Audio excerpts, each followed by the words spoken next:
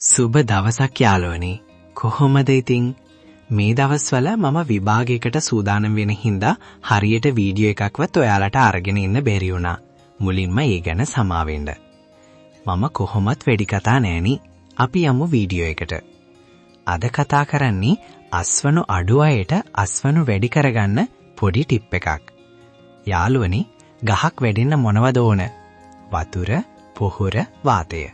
අපි වැඩිය හිතන්නේ නෑ නේද හිරුවෙලිය ගැන?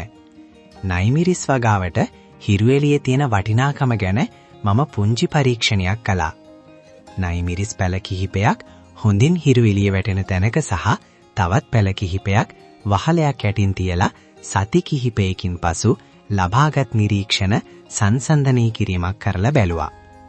අපි මුලින්ම බලමු හොඳින් හිරුවෙලිය ලබාගත් පැල ටික. යාළුවනේ, මේ බලන්න. මේ පැල ටික හරිම ශක්තිමත්ව කොටට මහතට වැඩිලා තියෙනවා. සෑහෙන්න ප්‍රමාණයක් මල් හටගෙන තියෙනවා. ලෙඩත් අඩුයි. අතු බෙදීම හොඳින් සිද්ධ වෙලා තියෙනවා. අපි දැන් බලමු හිරුවෙලිය ලබා නොදුන් පැල ටික. මේ පැලත් අරවා වගේම එකම තවානේ එකම වයසේ පැල. මේ පැල හරිම උසයි නේද? ගසත් කෙස්ගස් වගේ කිසිම ශක්තිමත් බවක් නැහැ. මල් එකක්වත් නැහැ. කොළ ප්‍රමාණයත් වැඩි වෙලා. ඉතින් දැන් තේරෙනව නේද?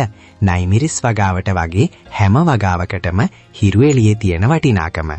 ඉතින් හිරුවෙලියේ වගාව තියෙනකොට දිනපතාම ජලය සැපීම සිදු කරන්න ඕන. නැත්තම් පැල මැල වෙලා වෙන ගැටලු ඇති වෙනවා.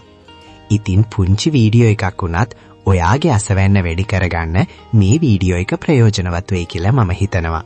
ඔයාගේ ගැටලු මේ වීඩියෝ එකට යටින් කමෙන්ට් කරන්න. ඒ වගේම අලුත් අය සබ්ස්ක්‍රයිබ් කරලා channel එකට එකතු වෙන්න.